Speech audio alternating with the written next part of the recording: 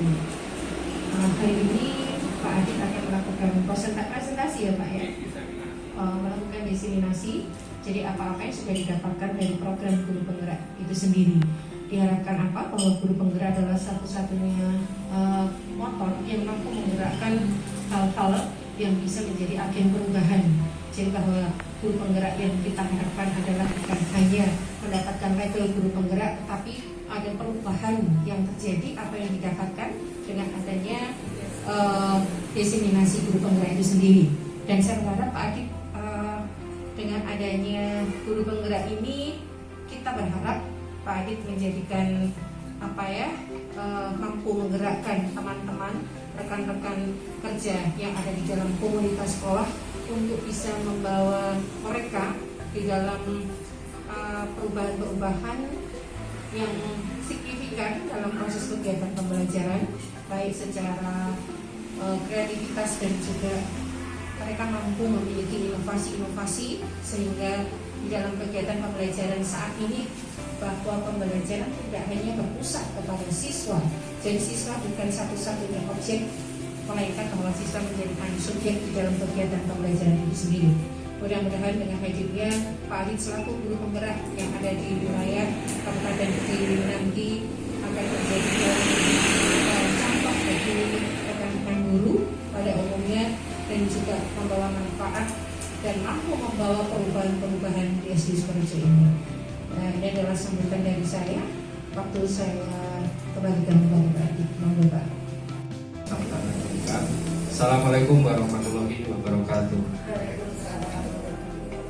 Alhamdulillah, puji syukur kehadirat Allah Subhanahu wa taala yang mana telah melimpahkan rezeki, nikmat karunia kesehatan pada kita semua sehingga bisa berada di sini dalam keadaan sehat walafiat.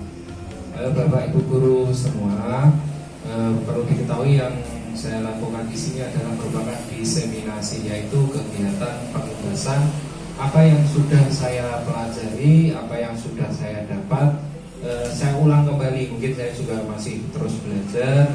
Saya ulang kembali mengenai apa tuh kegiatan guru penggerak, utamanya bagi teman-teman DTT. Ini akan diadakan lagi guru penggerak gelombang 7. Kemungkinan beberapa bulan lagi akan dibuka dan waktunya tidak sepanjang seperti angkatan 4. Angkatan 7 itu waktunya lebih singkat. Jadi nanti akan melihat seperti apa kegiatan dari guru penggerak. Baik, yang pertama kita mulai adalah di dalam kegiatan guru penggerak ini kita menitik beratkan pada teori-teori tokoh pendidik kita, yaitu Ki Hajar Dewantoro, yang mana selama ini kita telah mempelajari atau menggunakan banyak teori-teori dari pemikir-pemikir atau tokoh pendidikan luar. Padahal jika kita gali lebih dalam lagi, di Indonesia sendiri mempunyai satu mutiara, yaitu Ki Hajar Dewantoro.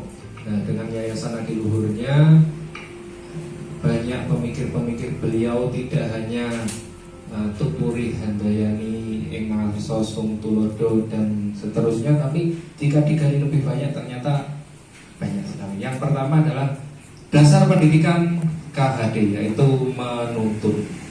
Nah, pendidik itu hanya dapat menuntun tumbuh atau hidupnya kekuatan kodrat yang ada pada anak-anak agar dapat memperbaiki laku hidupnya dan tumbuhnya kekuatan kodrat. Dasar pendidikan Ki Hajar Dewantoro yaitu ing ngarsa sum tulodo ing madya malem karsa tukuri handayani. Selamat dan bahagia sebagai manusia dan anggota masyarakat. Jadi anak didik kita upayakan untuk selamat dan bahagia, kata kuncinya di situ. Kemudian dasar pendidikan Ki Hajar Dewantoro yaitu tentang kodrat anak. Nah, anak itu menjadi manusia merdeka. Pengaruh kodrat anak yaitu merdeka, dikatakan nanti seterusnya adalah merdeka belajar. Pengaruh pengajaran itu umumnya memerdekakan manusia atas hidupnya lahir, sedang merdekanya hidup batin itu terdapat dari pendidikan. Jadi merdeka batin melalui pendidikan, merdeka lahir melalui pengajaran. Ya. Salah satu kodrat anak yaitu bermain. Jadi dalam teori Ki Hajar Dewantara, bermain adalah salah satu kodrat anak. Jadi semua yang kita upayakan untuk mencapai pendidikan maupun pengajaran diharapkan melalui sebuah metode, salah satunya adalah bermain yang mewujudkan cipta, karsa, rasa, dan karya atau pekerti. Permainan dapat menjadi pembelajaran di sekolah. Contohnya adalah bagaimana congklak ternyata dengan suci hati mendekati sang anak, bukan untuk meminta sesuatu hal, tapi untuk berhamba pada sang anak. Jadi kemarin yang menjadi salah satu poin yaitu berhamba pada sang anak. Jadi bagaimana ya seorang guru tapi menghamba pada anak. Nah itu kalau kita cermati kata-katanya agak gimana gitu ya. Tapi berhamba di sini maksudnya adalah mencurahkan semua pemikiran, semua kemampuan kita untuk mengupayakan pada kebahagiaan anak setinggi-tingginya. Itu yang berhamba pada anak seikhlas-ikhlasnya melalui cinta kasih, pemikiran, pendidikan yang berpihak pada anak. Dia menangis tiada henti-hentinya, akhirnya menghambat tugasnya. Lalu dengan serta merta diseretnya Asti itu keluar tanpa berpikir panjang. Dibiarkan Asti kecil menangis di balik hempasan pintu rumah. Salju yang berjatuhan di jendela tiba-tiba menyadarkan kekalutan pikirannya. Dia lari secepatnya lalu dibukanya pintu. Dan ternyata Asti sudah tampak biru, menggigil kedinginan. Suwarti menyesal, sangat menyesal sambil memeluk anaknya yang sedang tersengkal-sengkal berurai air mata, terucap kata, "Kowe bakale dak mulyake sak lawase." Artinya selamanya kau akan aku muliakan. Apa yang terjadi, terjadilah. Asti tidak pernah dapat mengurus dirinya sendiri hingga sekarang. Seluruh keluarga selalu berusaha untuk dapat melayani keperluannya. Pengalaman Suwarti menjadi salah satu teori pendidikan dalam perguruan yang dicita-citakan. Nah ini merupakan Asti bahwa Suwarti saat itu sedang berada di Belanda. Kemudian pendidikan yang berpihak pada anak yaitu berhamba pada anak. Maksudnya adalah pendidikan yang berpihak atau berpusat pada murid. Dasar pendidikan Ki Hajar Dewantara yaitu bukan tabula rasa. Jadi selama ini ada yang menganggap anak bukan kertas kosong. Selama ini kita banyak menganggap bahwa anak adalah kertas kosong, tapi dalam KHD itu dianggap bukan kertas kosong yang bisa digambar sesuai keinginan orang dewasa. Anak lahir dengan kekuatan kodrat yang masih samar-samar. Jadi kertasnya masih samar-samar, tercoret-coret. Tujuan pendidikan adalah menuntun, membantu anak untuk menebahkan garis-garis samar agar dapat memperbaiki lakunya untuk menjadi manusia seutuhnya. Jadi seperti itu, bahwa dalam diri anak sudah lahir sudah laku anak dengan kekuatan konteks diri anak dan sosiokultural budaya. Jadi melalui kebudayaan, melalui adat istiadat. Ya. Menebalkan laku anak dengan kekuatan konteks diri. Yang pertama saya pisahkan dulu. Yang sebelah sini adalah wiraga. Jadi yang enggak begitu kelihatan ini usia 0 sampai 8 tahun. Aktif bergerak ke sana kemari, mencoba mulai menyadari bahwa semesta bergerak, mulai menggunakan irama sebagai sumber inspirasi. Wiraga, wirama. Setelah 24 tahun ngomong. Uber. Kemudian selanjutnya adalah menebalkan laku dengan konteks sosial kultural. Maksudnya seperti apa? Ini dalam sosial budaya Manggarai misalkan ada istilah toing titong toing, mengajar, menuntun, teladan. Jadi dalam setiap budaya sendiri-sendiri ada anunya. Seperti dalam Jawa Barat ini niti surti, niti hati, niti bukti, niti niti jadi. Dalam lagi sosial budaya Trihita Karana, perasaan dan kehendak. Jadi cipta, rasa, karsa, karya, keseimbangan. Contoh yang diambil adalah seperti dalam permainan gamelan. Jadi ketika mengajarkan anak harus sinkron segala sesuatunya, tidak bisa berdiri sendiri-sendiri. Kalau sudah sinkron akan menemukan irama musik yang akan mengalun, menenangkan jiwa dan pikiran. Nah, ini contoh di luar negeri ada artikel gamelan jadi sarana terapi narapidana di Inggris. Kemudian ada lagi gamelan membantu ribuan napi di Inggris. Ternyata di sana digunakan sebagai alat terapi. Nah, selanjutnya adalah cipta rasa karsa, seperti membuat tenun. Jadi perlu ketelatenan, keuletan, kesabaran. Selanjutnya adalah diumpamakan atau diibaratkan seperti petani yang menanam jagung. Jadi harus menuntun tumbuhnya jagung, tidak bisa setelah ditanam dibiarkan begitu saja. Harus dipupuk, dipasmi ulat, jamur. Maksud menghamba jadi seperti itu. Nah, contoh tanamannya harus disiani. Relevansi filosofis pendidikan KHD yaitu pesan fungsinya, maksud pendidikan adalah menuntun. Pendidikan abad 21 kolaborasi, kritis, reflektif, komunikasi, kreatif, inovatif, well-being, sehingga kebahagiaan setinggi-tingginya baik sebagai manusia maupun masyarakat. Minta mungkin satu saja Bapak Ibu menanggapi. Jadi ini hanya sharing, bukan pertanyaan, tapi hanya tanggapan saja dari yang saya sampaikan, atau maksudnya bermanfaat atau tidak. Alhamdulillah kalau bermanfaat. Baik, selanjutnya tentang budaya positif. Monggo belajar dulu tentang budaya positif. Nah, yang diambil contoh adalah perbandingan dengan hidup tumbuh-tumbuhan. Seorang petani seperti yang dikatakan tadi, menanam padi hanya dapat menuntun tumbuhnya.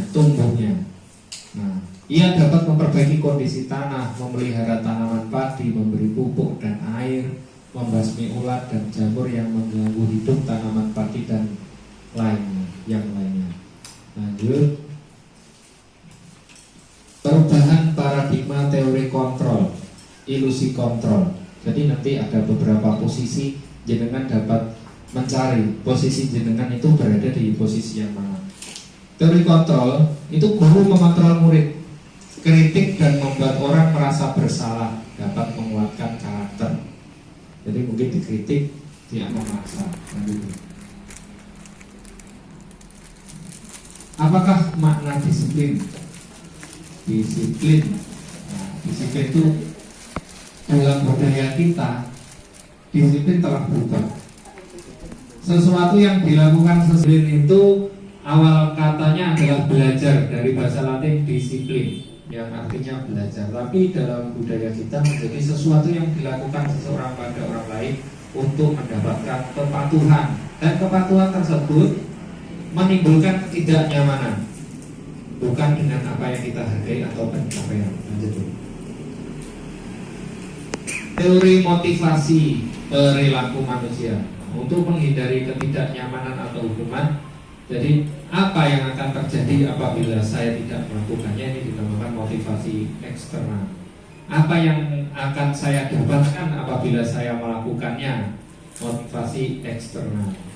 Dari luar diri, hukumannya apa, yang saya dapatkan apa. Kemudian motivasi internal, tujuan disiplin positif untuk menghargai diri sendiri, menjadi insan sesuai harapan. Saya akan menjadi orang seperti apa bila saya melakukannya. Lalu merdeka itu tidak hanya terlepas dari perintah, tapi juga cakap untuk memerintah diri sendiri. Jadi tidak hanya memerintah, tidak hanya terlepas dari perintah, tapi juga harus memerintah diri sendiri. Memerintah. Seperti saya bisa memerintah diri sendiri tapi tidak bisa melakukan. Diperintah tapi belum berangkat. Itu berarti belum merdeka. Lanjut.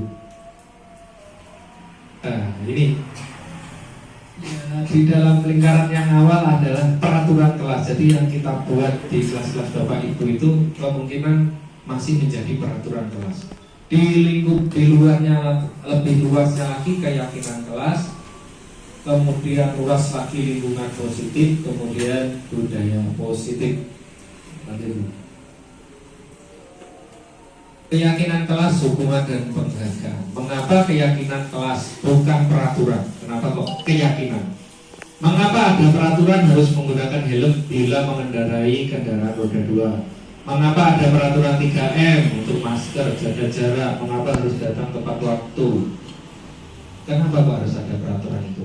Untuk mendukung motivasi intrinsik kembali ke nilai-nilai atau keyakinan-keyakinan, lebih menggerakkan seseorang dibanding mengikuti serangkaian peraturan-peraturan. Jadi keyakinan untuk menggerakkan seseorang dibanding mengikuti sebuah peraturan yang kita upayakan itu menggerakkan seseorang. Jadi bukan pada peraturannya, tapi pada bagaimana menggerakkan anak-anak. Lanjut tuh. Nah, mana yang merupakan keyakinan kelas? Yang pertama di sebelah sana, datang tepat waktu mengucapkan salam. Yang sini kesepakatan kelas, kami guru dan murid saling menyayangi. Kira-kira yang merupakan keyakinan kelas ini yang A atau B Bapak Ibu? Yang pertama, datang tepat waktu mengucapkan salam. Yang kedua, kami guru dan murid yang saling menyayangi. Kami guru dan murid yang saling menyayangi. Berarti yakin terhadap kemampuan bersama. Kemudian kami murid yang semangat belajar, menjaga kebersihan sekolah. Udah sih. Jangan yang pintar sendiri, kalau sendiri. Yang terakhir, kami murid yang peduli dengan teman-teman. Yang di sini adalah apa ini? Kelihatan. Lanjut Bu. Jadi tentang keyakinan kelas, saya mungkin dari sini. Peraturan lagi dilarang mengganggu orang lain. Kemudian dirubah kalimatnya menjadi menghormati orang lain dan diri sendiri. Jadi redaksinya dirubah. Hadir di sekolah 15 menit sebelum pembelajaran dimulai. Kemudian untuk keyakinannya adalah menghormati orang lain, komitmen pada tujuan, dan seterusnya. Lanjut Bu. Nah, dihukum oleh penghargaan. Dihukum tapi dengan penghargaan. Pengaruh jangka pendek dan jangka panjang. Penghargaan menghukum, penghargaan mengurangi ketepatan, penghargaan tidak efektif, penghargaan merusak hubungan. Apa yang maksudnya? Lanjut Bu.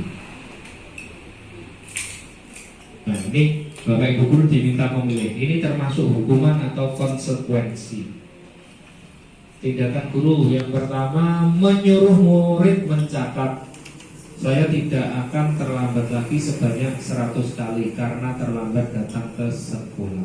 Kira-kira ini hukuman atau konsekuensi? Hukuman. Yang kedua, menyuruh murid lari mengelilingi lapangan basket 2 kali karena terlambat hadir di sekolah. Hukuman atau konsekuensi? Konsekuensi. Hukuman. Menyuruh konsekuensi. Alasannya benar Pak? Kenapa Pak? Alasannya kan karena memang kalau dia datang terlambat, konsekuensinya harus keliling. Itu. Kalau begitu kenapa Pak hukuman?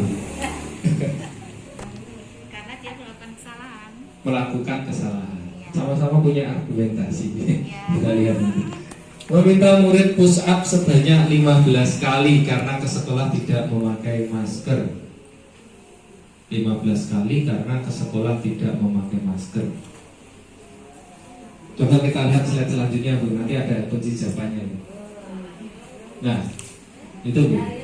Yang pertama hukuman, yang kedua hukuman, ketiga hukuman. Yang keempat, konsekuensi meminta murid mengganti kertas tugas teman yang dicoret-coret. Jadi murid itu mencoret-coret tugas temannya, konsekuensinya harus mengganti. Meminta murid membersihkan tumpahan air di meja karena tempat minum tersinggol. Itu konsekuensinya. Jadi di dalam KHD ini kita dimintai untuk konsekuensi. Misalkan jika tidak mengerjakan tugas, bukan kok disuruh lari mengelilingi lapangan atau apa, tapi konsekuensi tidak mengerjakan tugas apa ya? Mungkin mengerjakan tugas di luar jam pelajaran. Jadi konsekuensinya seperti itu.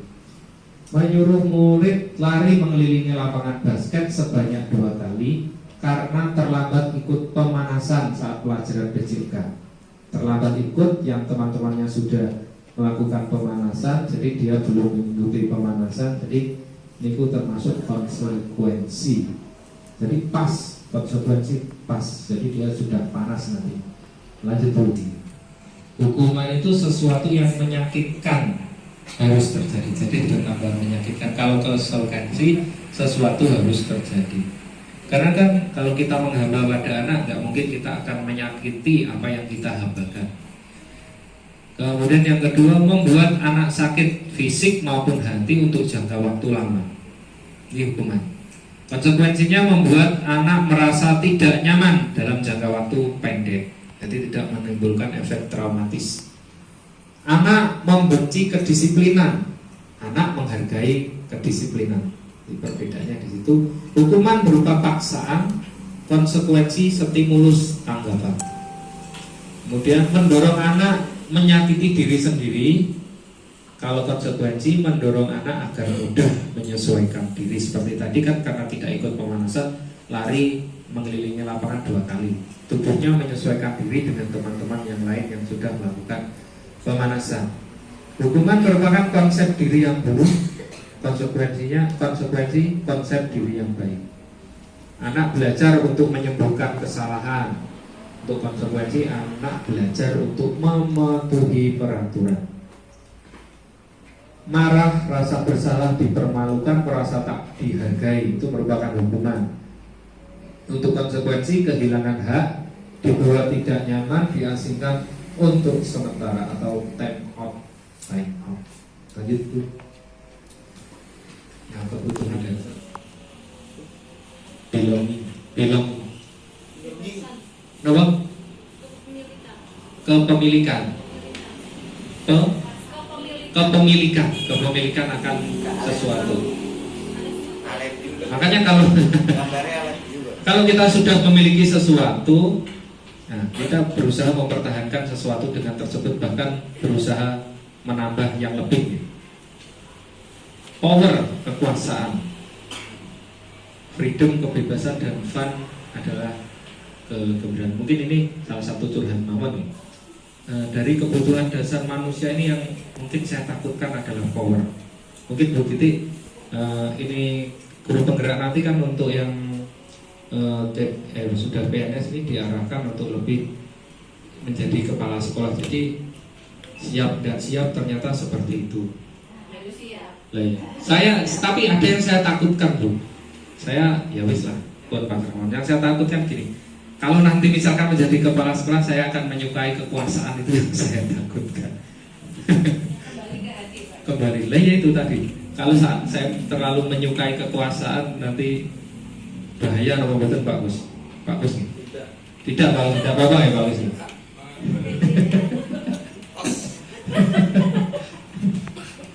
Jadi memiliki freedom atau kebebasan.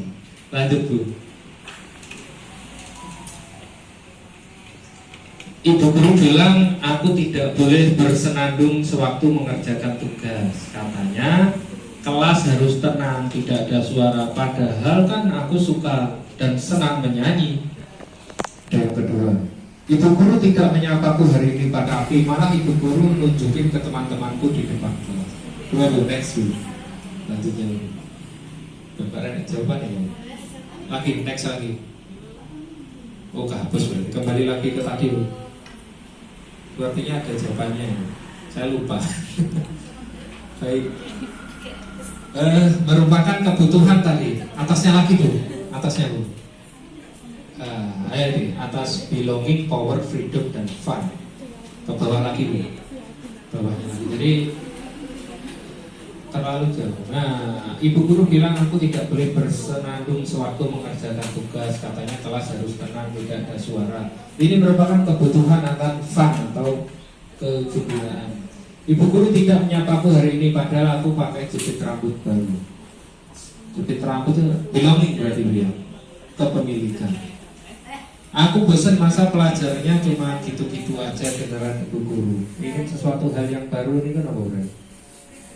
Freedom, kebebasan. Aku sebel gambarku tidak rapi, malah ibu guru nunjukin ke teman-temanku di depan kelas. Berarti power, kekuasaan dari seorang guru. Lanjut Bu. Apa ini Kak? Tolong. 5 posisi kontrol. Nah jadi jenengan nanti dengan merasakan sendiri berada pada tahap yang mana. Yang pertama saya melihat sini gak jelas. Kodi.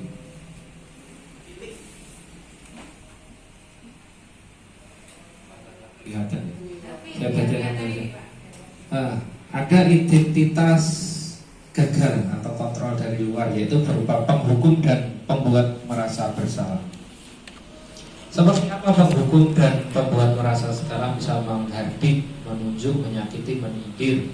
Kalau dalam kata-kata, ini dalam guru berbuat. Kalau dalam kata-katanya, kalau kamu tidak melakukannya, awas ya, rasakan.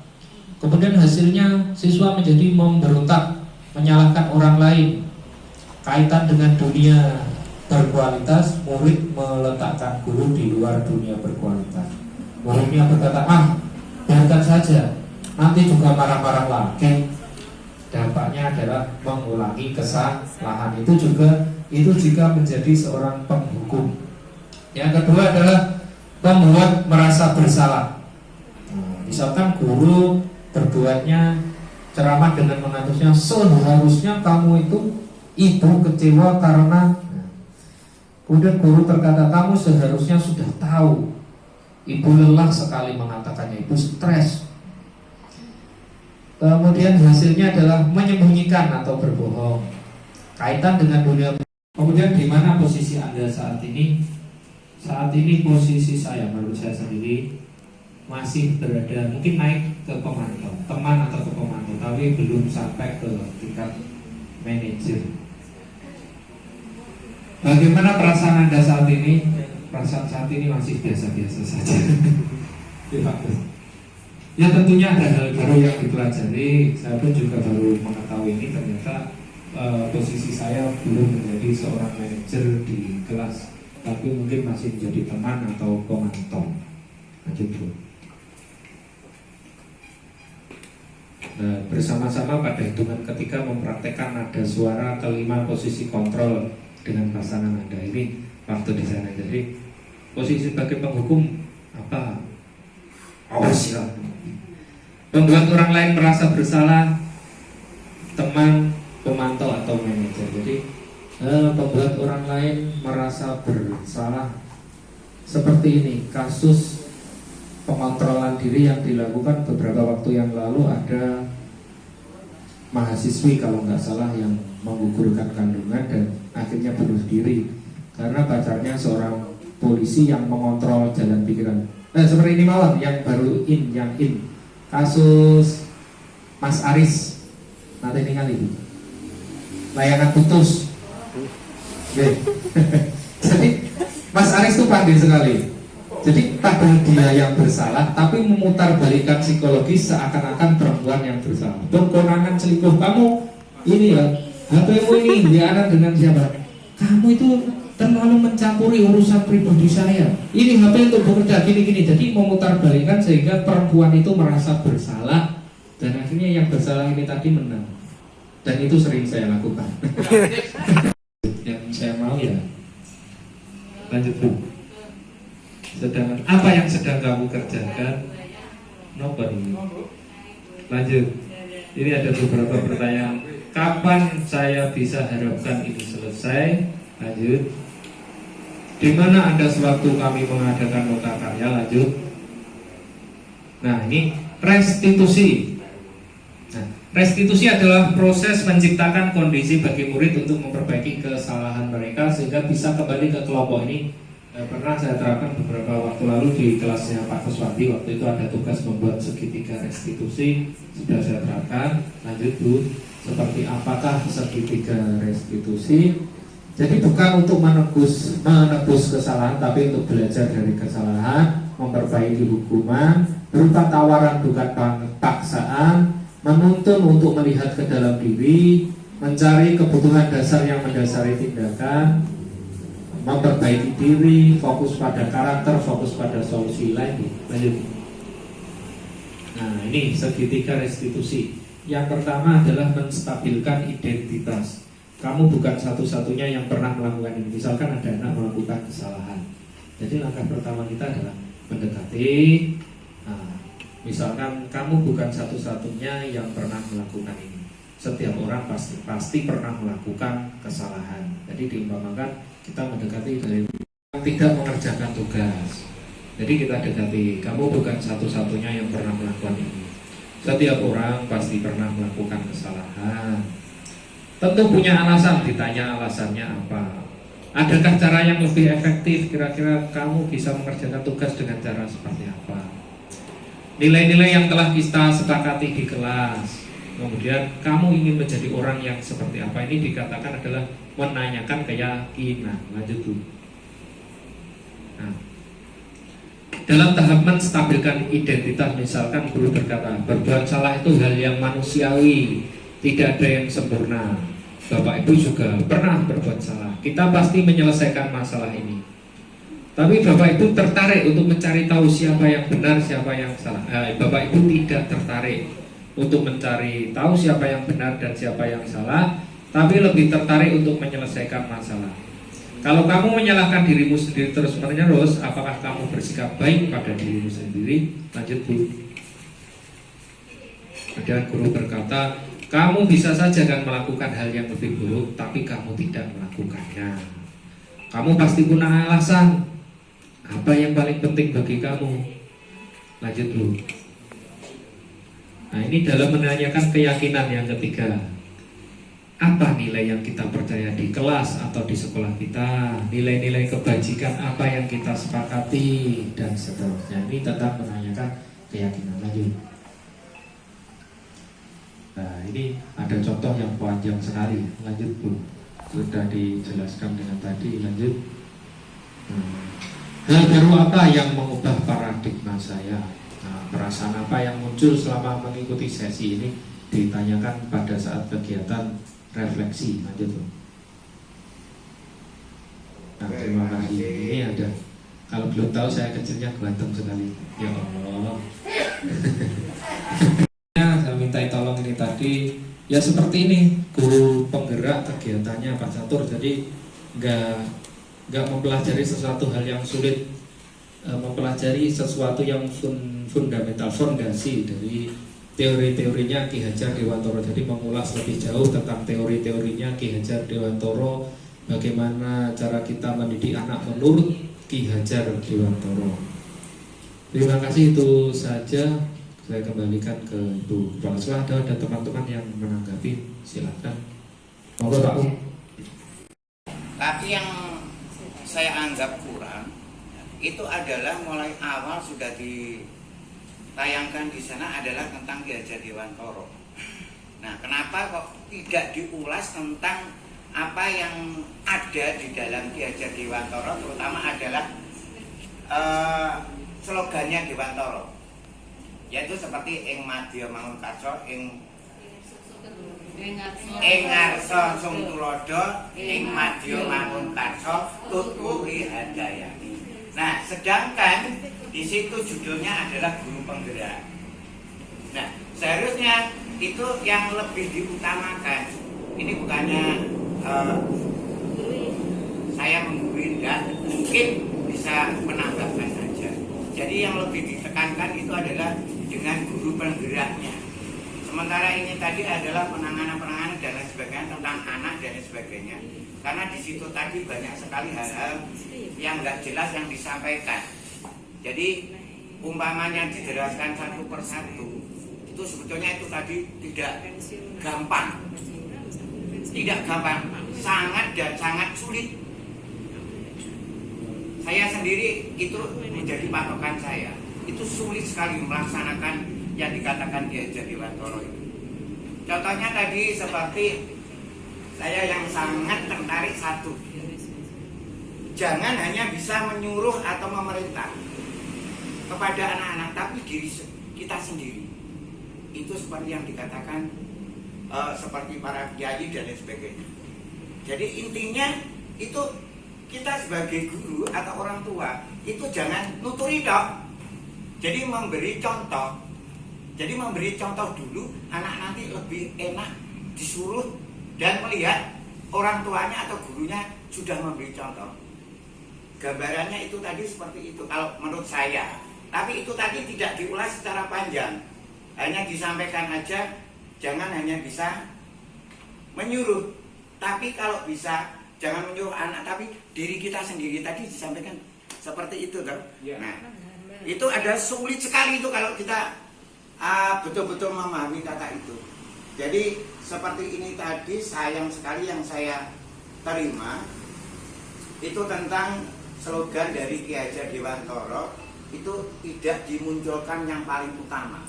Sebetulnya untuk guru memang patokan utama adalah memunculkan daripada slogan Ki Hajar Dewantara.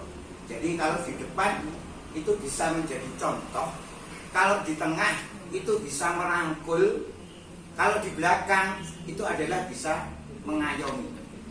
Jadi seperti itu.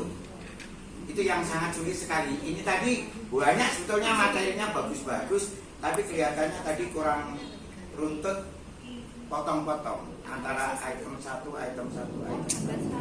Sementara itu aja Mas. Terima kasih. Baik, 4 itu pun hanya sebagian. Memang ada yang terpotong di 1.2 dan 1.3 karena nggak akan mungkin dan nggak ada nutup waktunya. Yang kedua, tentang materi ini sebetulnya lebih kepada teorinya Ki Hajar Dewantara. Jadi bukan tentang kegiatannya guru penggerak. Jadi saya hanya menjabarkan atau saya hanya meneruskan apa yang ada yang diberikan oleh pelatih dan instruktur tentang teorinya Ki Hajar Dewantara. Ya seperti itu. Saya akui saya masih juga kesulitan dalam mencerna karena bahasa-bahasa yang digunakan dan itu agak masih sulit bagi saya untuk dipahami. Tapi ya paling enggak ada secuil yang bisa kita dapatkan dan bisa kita yakini itu.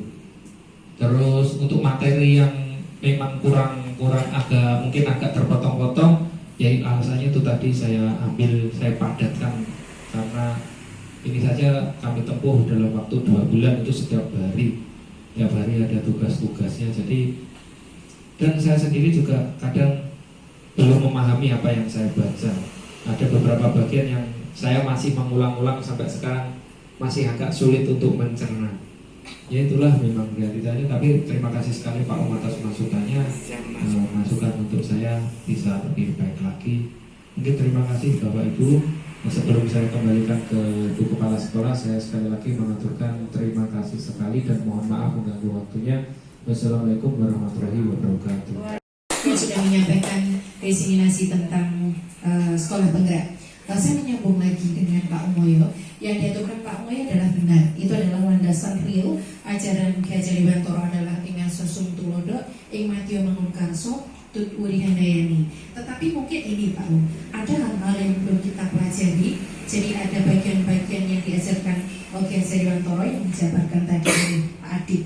Kalau saya lebih mengamati atau mencermati apa yang sudah disampaikan Pak Adit itu ternyata bahwa kita sebagai guru itu intinya adalah sebagai role model bagi siswa, bahwa kita punya peran apapun bagi siswa. Apalagi ada kalimat yang mengatakan bahwa tadi menghambakan ya Pak ya, menghambakan di sini bukan berarti kita kalau sebagai seorang raja bahwa anak didik atau anak buah itu sangat tunduk dan patuh, tidak, tetapi bahwa kita sebagai kontrol itu ya Pak.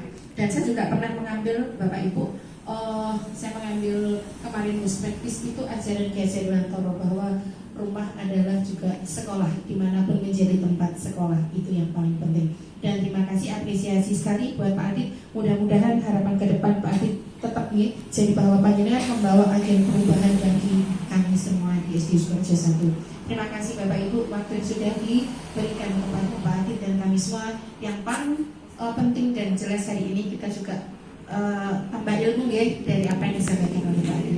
Terima kasih banyak. Saya akhiri. Assalamualaikum warahmatullahi wabarakatuh.